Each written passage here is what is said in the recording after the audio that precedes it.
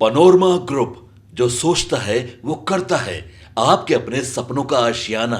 नमस्कार, मेरा नाम ज्ञानेश्वर है और आपने देखना शुरू किया है लाइव सिटी। मेरे साथ रोज की तरह दिल्ली से जुड़ रहे हैं देश के जाने माने सीनियर जर्नलिस्ट अजीत त्रिवेदी जी। आज अजीत जी, चिराग पासवान ने फिर से बम फोड़ दिया है। वैसे इंटरव्यू तो पुराना है, इंडियन एक्सप्रेस के साथ उन्होंने बातचीत की थी, लेकिन आज जिस तरीके से वायरल हुआ है उससे यह साफ साफ दिख रहा है कि चिराग पासवान मुख्यमंत्री नीतीश कुमार को रिजेक्ट कर रहे हैं। चिराग पासवान साफ तौर पर कह रहे हैं कि मेरा मन दिल्ली में नहीं लग रहा है और मेरा प्रदेश मुझे बुला रहा है। जो बातें चिराग पासवान ने नहीं कही, वह बात चिराग पासवान के बहनोई अरुण भारती, जो जमुई के सांसद हैं, बिहार के प्रभारी हैं, उन्होंने कह दी। उन्होंने कहा, देखिए अरुण भारती कह रहे हैं चिराग पासवान का ही वक्तव्य से माने कि बिहार में डबल इंजन की सरकार ने काम तो किया है, लेकिन बिहार अव्वल नहीं बन पाया है। बिहार दूसरे राज्यों की तरह आगे नहीं जा पाया है। और देखिए बिहार फर्स्ट, बिहारी फर्स्ट का जो विजन डॉक्यूमेंट है, जिसे इन दिनों पिछले कुछ महीनों से या यूं कहें कि केंद्र में मंत्री बनने के बाद चिराग पासवान भूल गए थे, उसे आज फिर से जिंदा कर दिया गया है। जब Bihar first, Bihari first vision को लेकर चिराग पासवान बिहार में घूम रहे थे, तो नीतीश कुमार के बारे में क्या क्या बातें कहते थे, बिहार के पिछड़ेपन, बिहार के अपराध, बिहार में भ्रष्टाचार, क्या क्या बातें कहते थे, वहां तक चले गए थे कि नीतीश कुमार जब यदि चिराग पासवान को मौका मिलेगा तो भीतर होंगे।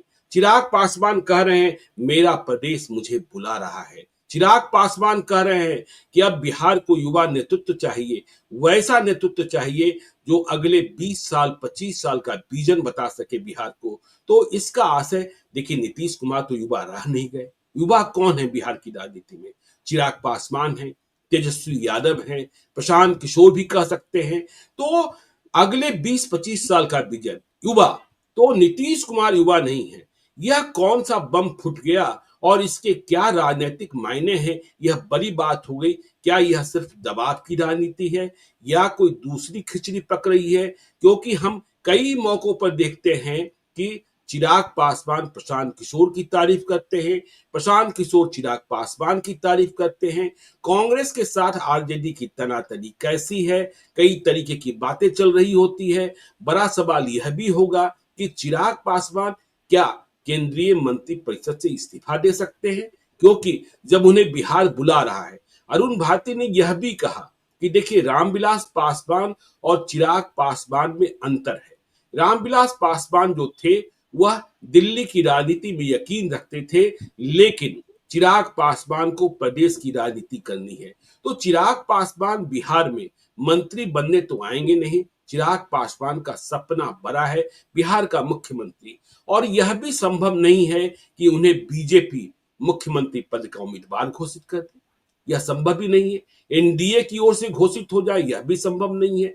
देखिए सीटें कितनी मिलनी है, इस पर भी हम लोग चर्चा कर चुके हैं, और उन सीटों के बूते चिराग पासवान ऐसा कुछ हासिल नहीं करने जा रहे हैं कि वह सरकार के निर्माण की भूमिका में इतने बड़े तत्व हो जाएंगे कि उनके बगैर सरकार बनेगी ही नहीं। यदि जीत मिली और स्ट्राइक रेट ठीक रहा तो चिराग पासवान की भूमिका फौरन की होगी, जोरन तो नहीं बन पाएंगे। तो चिराग पासवान का यह बड़ा बम जो फटा है, मेरा प्रदेश मुझे बुला रहा है, बिहार को युवा नेतृत्व चाहिए, इसके क्या मायने हैं अजीत जी? प्रधानमंत्री नरेंद्र मोदी को भी 24 अप्रैल को बिहार आना है, और 2020 में चिराग पासवान ने क्या किया था, और चिराग पासवान के इस बम से सबसे ज्यादा नुकसान किसको होना है? क्या नीतीश कुमार को पीछे ढकेलने की कोई साजिश है? इस पर भी हमें चर्चा करनी चाहिए। अजीत जी, आगे आपकी टिप्पणी। देखिए ज्ञानेश्वर जी, अब पहले हम कई बार पहले भी हम लोगों ने बातचीत में कहा है कि हम पहले एक निष्कर्ष बता देते हैं। हमारा जो पूरी बातचीत का बिल्कुल निष्कर्ष है वो हम अभी बताते हैं, फिर उसके आगे हम लोग उसके सारे तमाम पहलुओं पर चर्चा करेंगे। जी, बिल्कुल। एक एक अनसब्सटेंशिएटेड एम्बिशन जो होता है, जिसमें कोई सब्सटेंस नहीं हो लेकिन आपके पास एम्बिशन हो बहुत बड़ा। जी आपकी जो क्षमता है, आपकी जो योग्यता है, वो जहां तक की हो उससे बड़ी आप महत्वाकांक्षा रखें। तो बिल्कुल। वो एक चीज इसमें दिख रही है कि अनगाइडेड, अनसब्सटेंशिएटेड एक एम्बिशन है चिराग पासवान का। जी उसमें कोई दिशा नहीं है और उनके पास इसका कोई आधार नहीं है, लेकिन उनकी महत्वाकांक्षा बिहार का मुख्यमंत्री बनने की है। जी तो ये और उसी महत्वाकांक्षा में जिसका कोई आधार नहीं है, जिसकी कोई दिशा नहीं है, इस तरह की बयानबाजी हो रही है। एक तो ये मेरा बिल्कुल निष्कर्ष है सुनने के जी बाद पहला। अब हम्म इसके अगर अलग-अलग पहलुओं पर जाइएगा, आपने ठीक कहा, हम वहीं से शुरू करने वाले थे कि हम्म प्रधानमंत्री की यात्रा होने वाली है और उससे बिल्कुल ठीक 1 हफ्ते पहले एक हम्म महत्वपूर्ण घटक दल इस तरह का कन्फ्यूजन क्रिएट कर रहा है अलायंस के भीतर। बिल्कुल प्रधानमंत्री की यात्रा से ठीक 1 हफ्ते पहले आप जी एक कंफ्यूजन क्रिएट कर रहे हैं, हम्म जिसका ये मैसेज जा रहा है कि एनडीए जो है वो एकजुट नहीं है।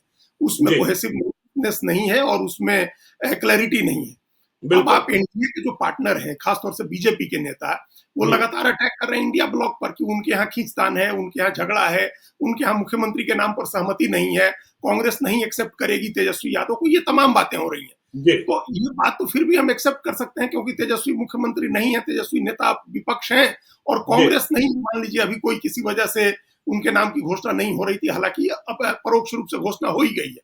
यहाँ तो बिल्कुल एक मुख्यमंत्री है एनडीए का जी और उस मुख्यमंत्री के रहते अगर एक घटक दल कह रहा है कि युवा नेतृत्व चाहिए है, अपनी महत्वाकांक्षा जाहिर करता है, सरकार के काम काज पर सवाल उठाता है, तो जी उसको क्या कहें?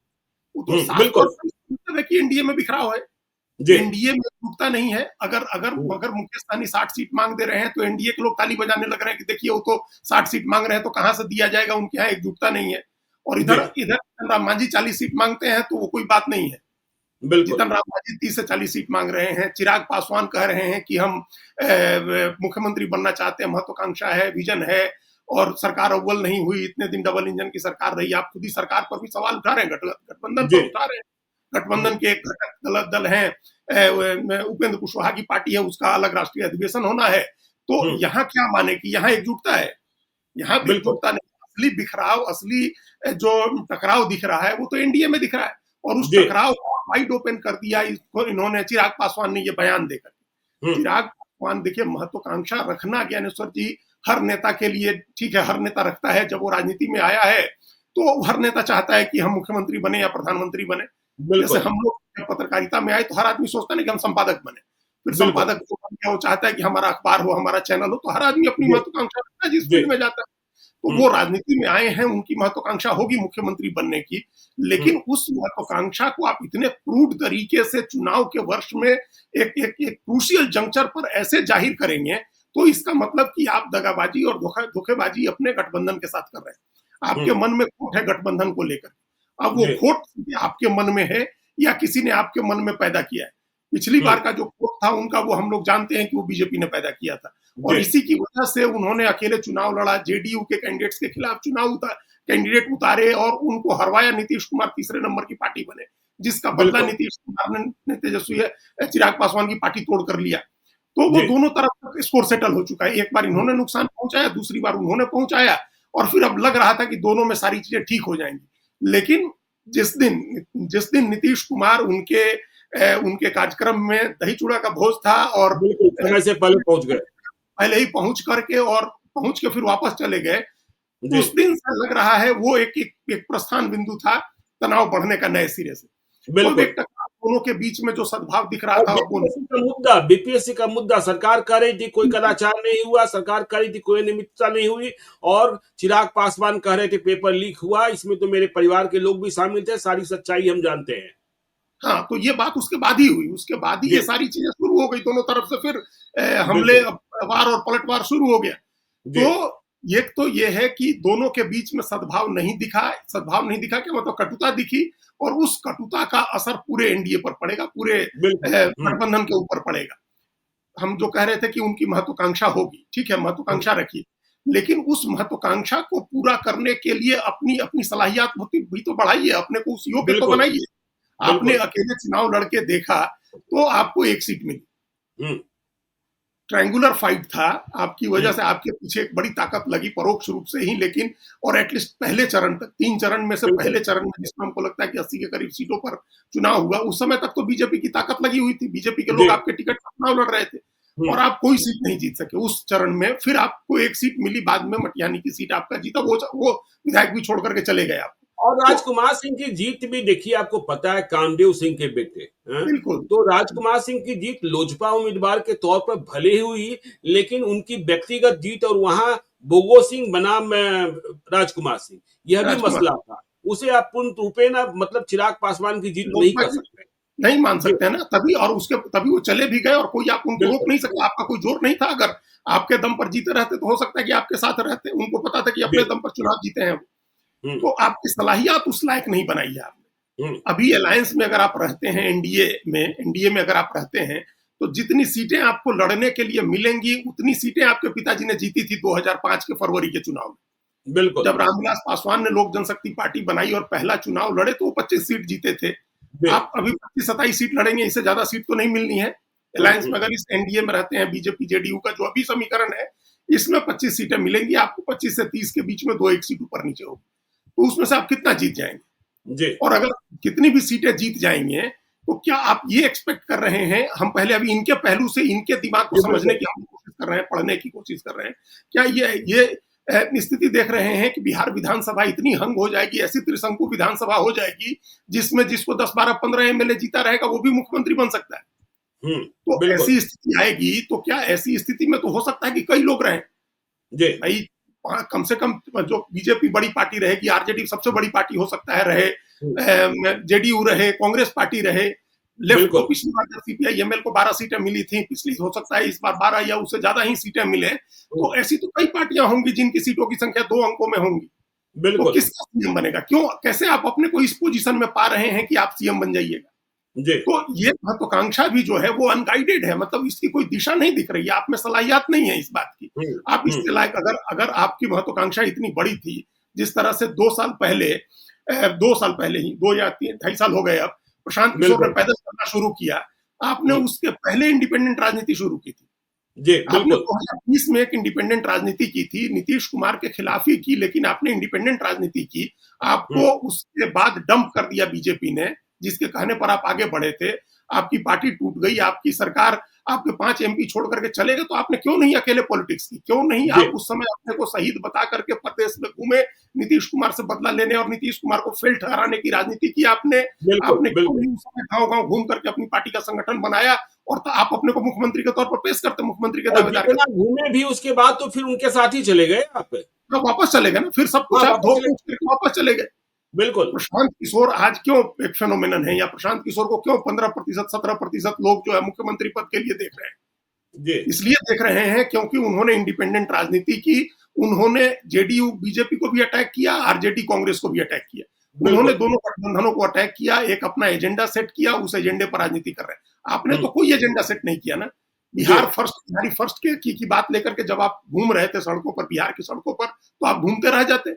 यूथ हुँ, को मोबिलाइज करते, आप अपने एज ग्रुप के लोगों को और नीचे के अपने से कम उम्र के लोगों को आप मोबिलाइज करते, उनमें एक जोश भरते, एक हौसला भरते, उनको तैयार करते बदलाव के लिए। और चिराग बदलाव, पासवान की सभाओं में भीड़ भी आती है। चिराग आप पासवान देखिए, बिल्कुल, आप बिल्कुल, फोटोजेनिक हैं और लोग उन्हें पसंद भी करते हैं, लेकिन आप बिहारी फर्स्ट की बात करें, कितनी तल्ख बातें कर रहे थे नीतीश कुमार के लिए, याद बिल्कुल कर कीजिए। रहे थे। हाँ, कितनी तल्ख बातें कर रहे थे। तो आप तो उस रास्ते पर आगे बढ़कर फिर पीछे हट गए और फिर किस तरीके से क्या हुआ, यह देखने की बात है। नीतीश कुमार को भीतर भेजने तक की बात हो गई थी।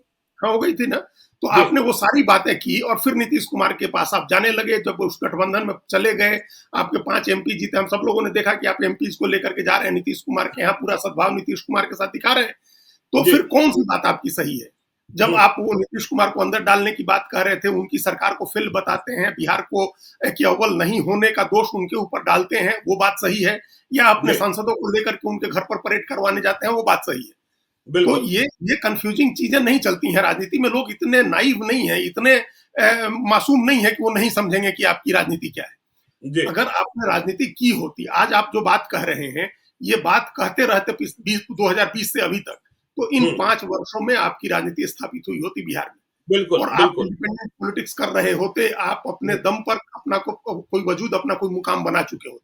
बिल्कुल। आपके वजूद और आपके मुकाम की स्थिति ये है ज्ञानेश्वर जी, कि जेडीयू के सब बीजेपी के साथ रहेंगे तो अलायंस में रह के 5-6 एमपी जीत जाएगा हमारा। जी, इससे ज्यादा नहीं बिल्कुल। है, हुँ। इससे ज्यादा नहीं और है कि आपका। और सी वोटर का सर्वे तो इस बात का गवाह है ना कि देखिए आप किस पायदान पर हैं। आप प्रशांत किशोर से भी कितना पीछे छूटे हुए हैं।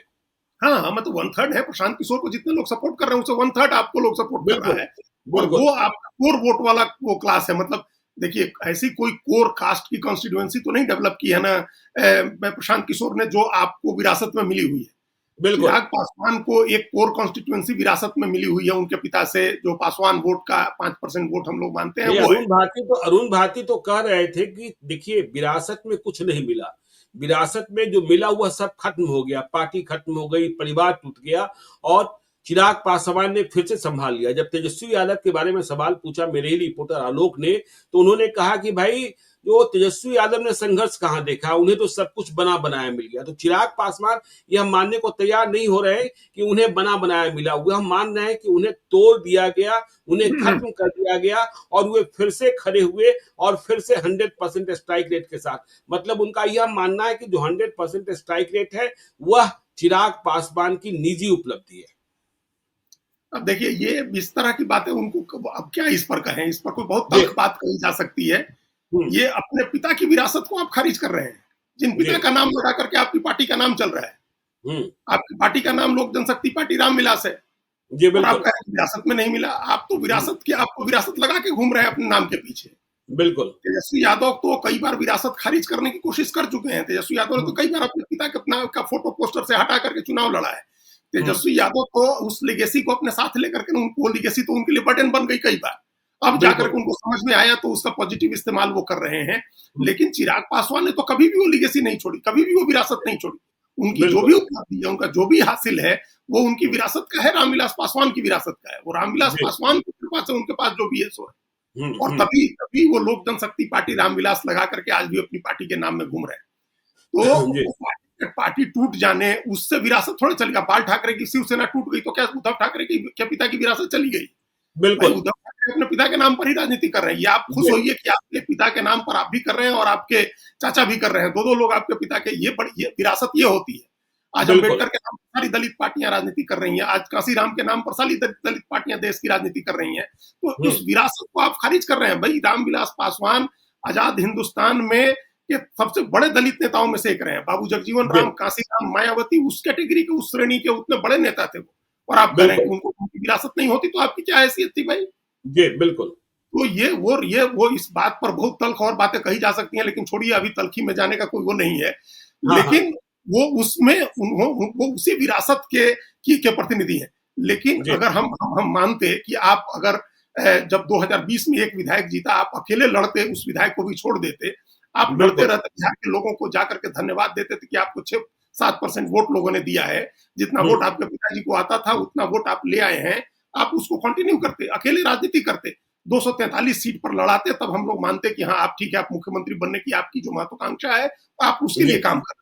आपने उसके लिए काम नहीं किया है। कोई मुख्यमंत्री बनने की महत्वाकांक्षा रख ली आपने, तो ये नहीं चलता है। देखिए ज्ञानेश्वर जी, अर्थशास्त्र में कहा जाता है कि बेरोजगारी की परिभाषा में कि आपको अपनी योग्यता और आपकी क्षमता के हिसाब से काम नहीं मिले तभी आप बेरोजगार हैं। ये नहीं है कि आपको क्लर्क बनने की योग्यता है और आप कलेक्टर नहीं बन पाए तो कहिए कि हम बेरोजगार हैं। आप बेरोजगार नहीं है, आप क्लर्क बनने की योग्यता है और क्लर्क नहीं बन पा रहे हैं तब आप बेरोजगार हैं। तो आपकी क्षमता अगर अलायंस में रह के 4-5 सीट जीतने की है, 10-12 असेंबली सीट जीतने की है, अगर वो न मिले तब आप फिर निराश होइए, उतने की योग्यता है। और आपने उम्मीद कर ली कि हम 122 सीट जो चाहिए है मुख्यमंत्री बनने के लिए, जो बहुमत की हम बनेंगे, तो कैसे बने? उसका कोई रोड मैप को बताइए, पब्लिक को, जनता को बताइए कि कैसे बने। बिहार बुला रहा है, बिहार बुला रहा है, तो आकर के फिर लड़ जाइए। फिर आप बिहार बुला रहा है तो केंद्रीय मंत्रिमंडल से भी इस्तीफा दीजिए और उसके बाद आ जाइए यहाँ आकर के अनाउंस कर दीजिए कि आप 243 सीटों पर चुनाव लड़ेंगे और हम बिहार 25 साल का ये विजन देते हैं, ये रोड मैप है और हम 25 साल का ये हमारा विजन है और हम चुनाव लड़ते हैं 243 सीटों पर। जी बिहार कैसे बुला रहा है भाई? हम तो, हमारी कानों में तो आवाज नहीं आई कि बिहार बुला रहा है उनको। हम लोग बिहार जो है, हम लोग बिहार के एक एक सीट को देख रहे हैं, लगातार फॉलो करें, चूंकि चुनाव है, ऐसे भी इंटरेस्ट है पॉलिटिक्स में। बिहार का एक बड़ा समूह, मान लीजिए कि प्रशांत किशोर को बुला रहा है, हम ये भी कह रहे हैं कि बिहार का एक बड़ा समूह तेजस्वी यादव को भी बुला रहा है। बिहार का सबसे बड़ा समूह बिहार में बदलाव चाह रहा है, नीतीश कुमार की जगह नया मुख्यमंत्री चाहता है, नई शासन व्यवस्था चाहता है, वो नई पार्टी की व्यवस्था चाहता है, ये भी चाह रहे हैं। लेकिन हमने ये कहीं नहीं सुना कि बिहार चाहता है कि चिराग पासवान मुख्यमंत्री हो जाए। हाँ अगर नहीं, आपके देखिए काम बिहार चाहता, यदि बिहार फर्स्ट और बिहारी फर्स्ट वाले ये जो विजन डॉक्यूमेंट था, उस पर ये लगातार संघर्ष कर रहे होते, अपना आधार बढ़ा लेते और यह दिखता कि नहीं, यह बिहार में ही संघर्ष करेंगे, तो शायद यह जगह बना लेते और इनकी चर्चा वैसे ही होती जैसे तेजस्वी यादव की चर्चा हो रही है नए युवा नेता में। और लेकिन भाई यह तो फिर से एनडीए के साथ चले ही गए और सांसदों के लिए भाई उन्होंने समझौता कर ही लिया। हाँ भाई, और एनडीए के अंदर आप तीसरे नंबर की पार्टी है। जी तो एनडीए में भी आप अगर अभी की स्थिति देखें तो तीसरे नंबर की पार्टी है। तो ऐसा क्या होगा कि आप एनडीए में रहेंगे तो तीसरे नंबर की पार्टी को कोई आदमी मुख्यमंत्री बना देगा? कैसे बिल्कुल। बना देगा? मतलब किन तरह आपकी महत्वाकांक्षा ठीक है, आपकी खुशफहमी ठीक है, आप जी खुशफहमी पालिए कि मुख्यमंत्री हो जाएंगे हम, लेकिन हम्म हम आप नहीं पाल सकते ना। हम आप तो ऑब्जेक्टिव तरीके से जो स्थितियां हैं उन स्थितियों का आकलन करेंगे। आप तीसरे हम्म। नंबर की पार्टी हैं और एक नंबर की पार्टी जितनी सीटें लड़ेंगी उसका 1/4 सीट आप लड़ेंगे। अगर 100 बिल्कुल। सीट लड़ती है एक पार्टी तो आप 25 सीट लड़ेंगे। तो हुँ, उसमें कैसा ऐसा ऐसा कैसे होगा कि जो 100 सीट दो पार्टियां लड़ेंगी उनका मुख्यमंत्री नहीं बनेगा और आप मुख्यमंत्री बन जाइएगा? बिल्कुल, बिल्कुल। ये तो तो संभव नहीं है ना। ये तो किसी तरह से किसी भी पहलू से संभव नहीं है ज्ञानेश्वर जी। हुँ, चलिए, आप तो देखिए यहीं से आगे सवाल लेते हैं कि क्या चिराग पासवान जो नीतीश कुमार को रिजेक्ट कर रहे हैं कि बिहार को युवा नेतृत्व चाहिए, इसके पीछे कोई साजिश है? नीतीश कुमार को फिर से धक्का दिया जा रहा है? क्या इसके पीछे बीजेपी भी हो सकती है? या फिर चिराग पासवान की मंशा कुछ और है, जो हमने कहा कि कभी-कभी चर्चा भी हो जाती है, प्रशांत किशोर और तेजस्वी यादव माफ कीजिएगा प्रशांत किशोर और चिराग पासवान दोनों एक दूसरे की तारीफ करते हुए भी दिखाई पड़ते हैं। तो नीतीश कुमार को रिजेक्ट करने के पीछे कह नहीं रहे हैं कि बुरे हैं, कह रहे हैं कि बिहार को युवा चाहिए और वैसा चाहिए जो अगले 20-25 साल का विजन दिखा सके। तो नीतीश कुमार तो नहीं दिखा सकते हैं।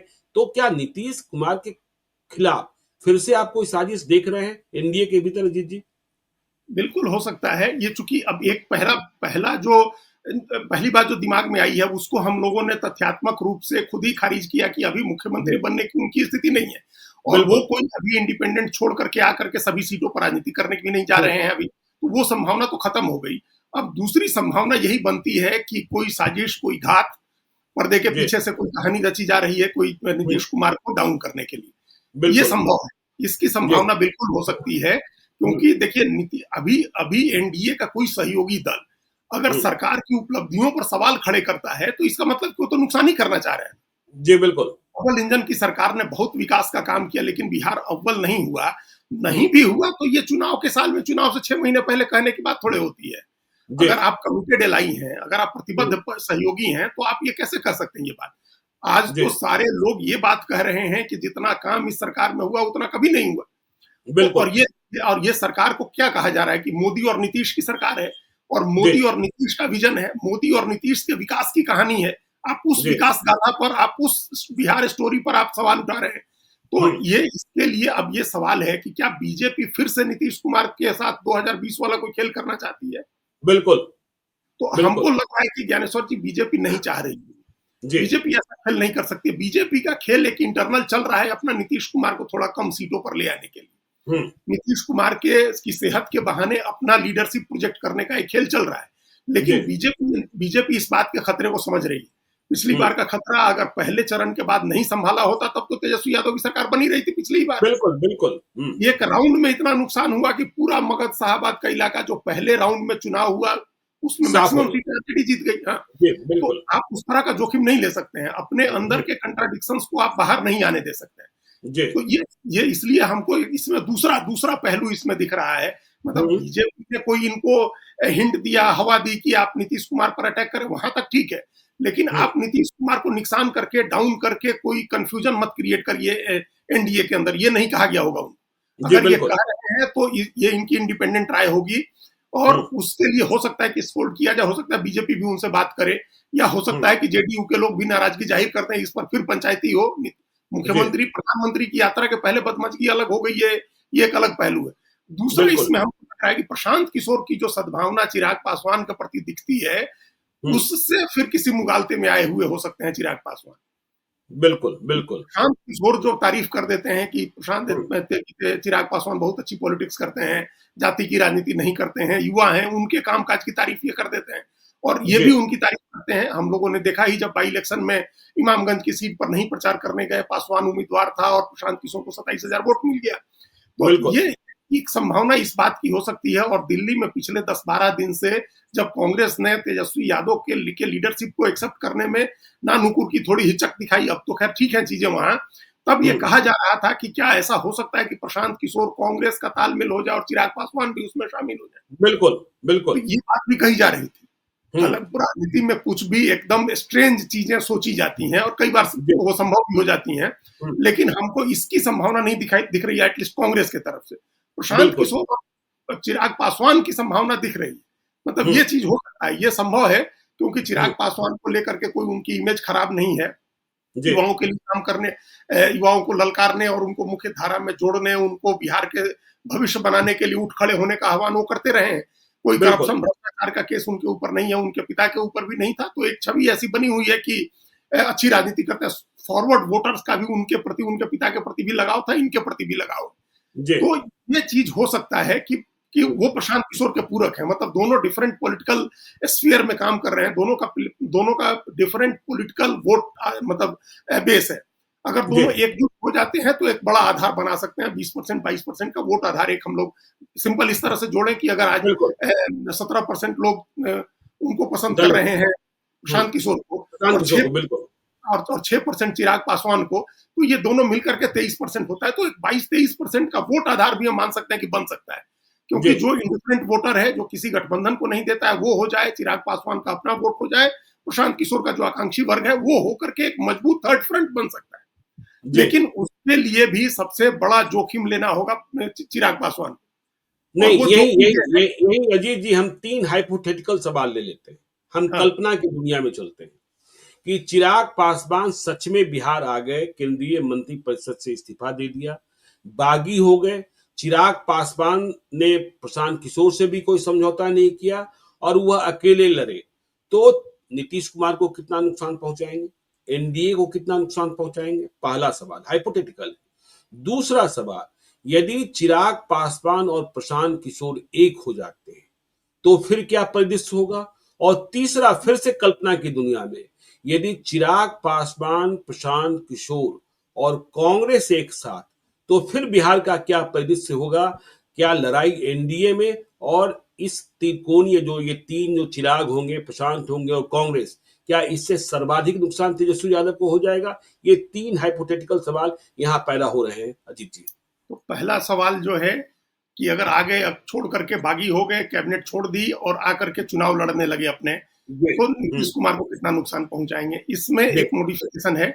मतलब हम्म उसके सवाल में एक पहलू जुड़ा हुआ, मतलब एक शर्त जुड़ी हुई है कि क्या हम्म 2020 की तरह वो सिर्फ नीतीश के खिलाफ लड़ेंगे या हाँ समूचे एनडीए के खिलाफ लड़ेंगे? हम्म बिल्कुल। अगर इस बार फिर वो सिर्फ नीतीश कुमार के खिलाफ लड़ने जाते हैं, तो पिछली बार से कम वोट आएगा उनको। ये पिछली बार से कम वोट आएगा। जी पिछली बार जैसा परफॉर्मेंस नहीं करेंगे, क्योंकि हम्म पिछली बार जो उनके उनके पीछे संसाधन बीजेपी के लगे थे, वो इस बार नहीं लगेंगे। जी और इस बार फिर वो अपने दम पर 2-3% की पॉलिटिक्स, 2-3% वोट से ज्यादा की पॉलिटिक्स नहीं कर पाएंगे। हम्म अगर अगर सिर्फ नीतीश कुमार के खिलाफ लड़ते हैं, अगर सभी जी 243 सीटों पर वो लड़ते हैं अकेले आकर के, तब वो हम्म बेटर परफॉर्म करेंगे। उसकी इसके मुकाबले कि खाली नीतीश के कुमार के खिलाफ लड़के जो परफॉर्म करेंगे उससे बेटर करेंगे अगर सभी 243 सीटों पर लड़ते हैं। बिल्कुल। ये असली 25 साल के विजन वाली बात होगी कि वो हम्म केंद्रीय कैबिनेट से इस्तीफा दें, 25 साल का विजन लेकर के बिहार के लोगों के बीच में जाएं, 243 सीटों पर लड़े, जाकर के कहें कि डबल इंजन की सरकार विफल रही है, डबल इंजन की सरकार ने बिहार में कुछ नहीं किया है, आप जी हमको मौका दीजिए और हम बिहार को बदलने का काम करेंगे। बेटर परफॉर्म करेंगे, सीटें विटें नहीं मिलेंगी, 5-6% वोट आएगा, लेकिन हम्म एक नेता, इंडिपेंडेंट नेता, बीजेपी और जेडीयू के साइडों से मुक्त होकर के, ये नरेंद्र मोदी का हनुमान होने के साइडों से मुक्त होकर के उनका एक इंडिपेंडेंट व्यक्तित्व बनेगा। मतलब बिहार को 3 युवा मिल जाएंगे, मतलब तेजस्वी यादव, बिल्कुल, चिराग पासवान और प्रशांत किशोर। सम्राट चौधरी भी, मतलब समाज फिर वाले पूरी ओके बीजेपी के तरफ से पूरी पॉलिटिक्स, मतलब 4 नए एकदम बिल्कुल नए चेहरों की हो जाएगी। ओके और बिल्कुल। ये अगर वो करते हैं तो ये उनकी एक दूरदृष्टि वाली राजनीति होगी, क्योंकि वो जी देख रहे हैं कि अब आगे की राजनीति अगर अभी या जल्दी ही वो अपना इंडिपेंडेंट पॉलिटिक्स नहीं करेंगे, तो सम्राट चौधरी, प्रशांत किशोर और तेजस्वी यादव जब इस्टेब्लिश हो जाएंगे, तो फिर चैलेंज देना मुश्किल हो जाएगा। बिल्कुल फिर वो बिल्कुल। हमेशा के लिए अपने पिता की तरह ही दिल्ली के नेता होकर के रह जाएंगे, बिहार की राजनीति में जगह नहीं बनेगी। तो वो जो जी। ये जो कह रहे हैं कि बिहार की पिता की तरह खाली दिल्ली की राजनीति नहीं करनी है, बिहार की राजनीति करनी है, उसके लिए ये मौका उनके लिए ठीक है कि अभी वो कर लें। दूसरा जी। सवाल है कि अगर वो आकर के और प्रशांत किशोर के साथ कौन सी उनका जगह पे जाते हैं? जी, बिल्कुल। अलायंस हो जाता है, तो ये बहुत ही आदर्श स्थिति होगी। हमने कहा प्रशांत जी, किशोर की पॉपुलैरिटी 17% है, भले उस 17 मतलब मुख्यमंत्री बनने के लिए, जी। भले वो 17% स्ट्रेंथ उनकी पार्टी का नहीं है, हुँ, लेकिन नेता की पॉपुलैरिटी कई बार पार्टी के काम आती है, पार्टी की गाड़ी भी खींच के ले जाता है नेता अपनी पॉपुलैरिटी पर। अगर उसमें 6% का वोट चिराग पासवान का जुड़ता है, तो 22-23% की पॉलिटिक्स ट्रायंगुलर चुनाव में एक बड़ी हुँ, राजनीति हो सकती है। क्योंकि दोनों बिल्कुल। ट्रेडिशनल पॉलिटिक्स करने वाली पार्टियां, दोनों ट्रेडिशनल पॉलिटिक्स करने वाले गठबंधन के बीच में ये राजनीति ऐसी हो सकती है इन दोनों की कि असेंबली हंग हो जाए, उसके बाद फिर एनीबॉडीज गेम हो जाएगा। आप जिधर बिल्कुल। जाएंगे आपकी बिना सरकार नहीं बनेगी। मतलब जी, जिस तरह से 2005 में हुआ था कि रामविलास जी के पास चाबी थी, वो कहते थे कि मेरे पास चाबी है, तो किसी की नहीं बनी सरकार, उनकी भी नहीं बनी लेकिन किसी की नहीं बनी, वैसी जी। स्थिति आ सकती है। हुँ, अगर अब तीसरा सवाल है कि अगर इसी में कांग्रेस भी जुड़ जाए, बिल्कुल, बिल्कुल। तो उसमें फिर जो मुकाबला है वो थोड़ा और ज्यादा दिलचस्प हो जाएगा ज्ञानेश्वर जी। जी, जी, और जी। ज्यादा दिलचस्प होने का मतलब कि बहुत ही ज्यादा दिलचस्प हो जाएगा, और बिल्कुल। फिर जो है इंडिया ब्लॉक की सारी राजनीति पंक्चर हो जाएगी, इंडिया ब्लॉक की सारी राजनीति पंक्चर हो जाएगी। जी, ये पूरी बड़ा राजनीति सवाल है। पंक्चर हो मतलब जाएगी। हाँ, एनडीए वर्सेस प्रशांत किशोर, चिराग पासवान और कांग्रेस। कांग्रेस, ये हो हाँ, जाएगा। ये हो जी, जाएगा क्योंकि जी, जैसे आप आए, जैसे इसमें चिराग पासवान और राजेश राम, कांग्रेस के पास जी। जो रविदास वोट है, राम वोट है 5% और हुँ, 5% पासवान वोट, तो जी, 10% दलित का वोट आ गया। कांग्रेस बिल्कुल। के आने का सबसे बड़ा वो होगा कि मुस्लिम का वोट इन इन मास, चूंकि प्रशांत किशोर भी उसी की पॉलिटिक्स कर रहे हैं और चिराग पासवान का बिल्कुल। भी मुसलमानों के प्रति हमेशा एक अच्छा रुझान रहा है, मुसलमान भी उनके साथ जुड़ते रहे हैं, बीजेपी के होने के बावजूद रामविलास पासवान के साथ भी जुड़ते थे लोग। जी, तो मुसलमान इन मास जो है आरजेडी को छोड़ करके, अगर जी। कांग्रेस इस अलायंस में आती है तो मुसलमान आएगा, तो 18% वोट हुँ, मुसलमान का, 10% दलित का, 10.5% सवर्ण का। तो ये फिर बिल्कुल, तब इतना तो बड़ा बहुत बड़ी गठबंधन, है। जी, हाँ, जो आकांक्षी वर्ग है, जो किसी के जी, साथ नहीं जाता 18-20% जी, का वोट, वो फिर जी, ये तो फिर गेम चेंजर हो जाएगा। मतलब इंडिया ब्लॉक तो पूरी तरह से पंक्चर हो जाएगा। एनडीए के हुँ, लिए भी बहुत मुश्किल हो जाएगी, एनडीए की लड़ाई एकदम मुश्किल में पड़ जाएगी अगर ऐसा हो जाता है तो। जी, बिल्कुल। तो देखिए क्या होगा क्या नहीं होगा, चिराग पासवान ने बड़ा बम फोड़ा है और राजनीति संभावनाओं का खेल है। कौन कब किसकी तारीफ करेगा, कौन कब किसका दुश्मन बन जाएगा, कौन कब किसका दोस्त बनेगा, यह वक्त के हिसाब से ही पता चलता है, सुबह कुछ शाम कुछ। तो बिहार की सियासत में और चिराग पासवान बिहार आना चाहते हैं, नींद तो सबके उड़ गए हैं। देखिए जब मैं इस कार्यक्रम को रिकॉर्ड कर रहा हूँ, 3 बड़े नेताओं का फ़ोन आ चुका है और मुझे पता है वह यह जानना चाह रहे हैं कि चिराग ने यह क्या कह दिया और इसे आप लोग किस रूप में देख रहे हैं। तो चिराग पर नज़र रखनी होगी और प्रशांत किशोर भी बार-बार कहते रहे हैं, दलित चेहरा, मुझे तो मुख्यमंत्री नहीं बनना है। हुँ? तो फिर चिराग पासवान भी दलित हैं, इसे भी स्मरण करना होगा और आपने कहा ही कि यदि चिराग और प्रशांत किशोर यदि और कांग्रेस साथ में हो गई, तो पता नहीं तेजस्वी यादव कहाँ पीछे छूट जाएँगे। तो बिहार की सियासत मज़ेदार है, हम आपको बताते रहेंगे, आप देखते रहिए लाइव सीरीज़ को। यदि अब तक आपने हमारे यूट्यूब चैनल लाइव सीरीज़ को सब्सक्राइब नहीं किया है, तो ज़रूर कर लीजिएगा और यदि इस वीडियो को आप फेसबुक पेज के माध्यम से देखें, तो पेज को लाइक कीजिएगा। हैंडल एक्स पर भी हमें फॉलो कीजिए। धन्यवाद।